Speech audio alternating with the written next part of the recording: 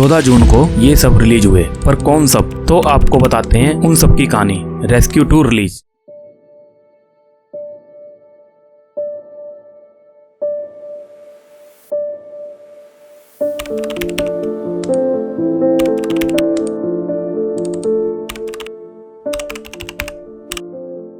वानर हमारे पास 29 अप्रैल 2022 में करनाल शहर से इलाज करवाने के लिए हमारे पास आया।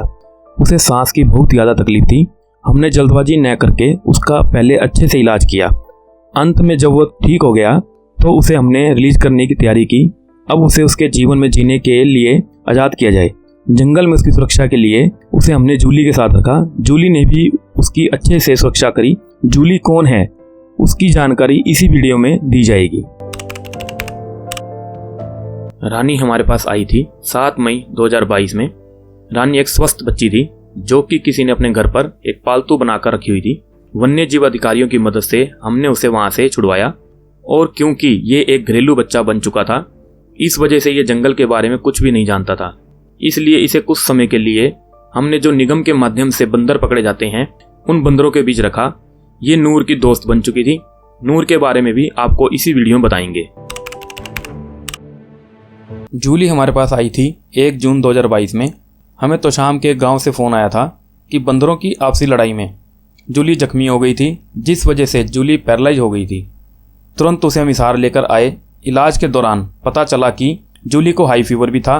कुछ समय इलाज चलने के बाद और कुछ एक्सरसाइज करवाने की वजह से जल्दी ही ठीक हो गई थी। जैसा कि हमने आपको बताया था कि वानर को जूली प्रोटेक्ट कर रही थी, यह वही जूली है जिसने वानर को अडॉप्ट किया। नूर हमारे पास आया था 5 जून को। इसकी कहानी भी रानी के जैसी ही है। इसे किसी ड्राइवर ने अपनी गाड़ी में पालतू बनाकर रस्सी से बंधक बना रखा हुआ था। काफ़ी मेहनत करने के बाद नूर को छुड़वाया गया। ये भी पालतू रहने की वजह से पेड़ पर चढ़ना और जंगल के बारे में कुछ भी नहीं जानता था। तो इसे भी रानी के साथ कुछ समय के लिए हमने जो निगम के माध्यम से बंदर पकड़े जाते हैं उन बंदरों के बीच रखा, और इसके गले में रस्सी बंधी हुई थी। इसे काट के हमने रस्सी से नूर को आज़ादी दिलवाई। अभी तक हमने आपको सभी के बारे में जानकारी दी। इसके बाद 9 जून को सबका मेडिकल चेकअप करवाया गया कि ये सब जंगल में रिलीज होने के लिए फिट हैं या नहीं, और सबकी मेडिकल रिपोर्ट पॉजिटिव आई। ये सब अब तैयार थे अपने नए जीवन को जीने के लिए। सबको अलग अलग केज में सुनील डेमला जी के घर रखा गया।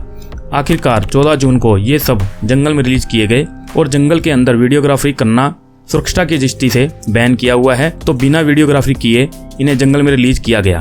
अंत में हम सब भगवान जी से यही प्रार्थना करते हैं कि वह सब स्वस्थ हों और अपना जीवन खुशहाली से जी रहे हों। एनिमल्स गार्डन्स कभी भी स्वस्थ बच्चे को नहीं रखता, और सिर्फ जख्मी बच्चों को ही इलाज के लिए रखा जाता है। जैसे ही वह ठीक हो जाते हैं उन्हें जंगल में रिलीज कर दिया जाता है। एनिमल्स गार्डन का मेन मकसद यही है, जंगल ही उनका घर है, जंगल ही उनका जीवन है। जय हिंद, जय भारत।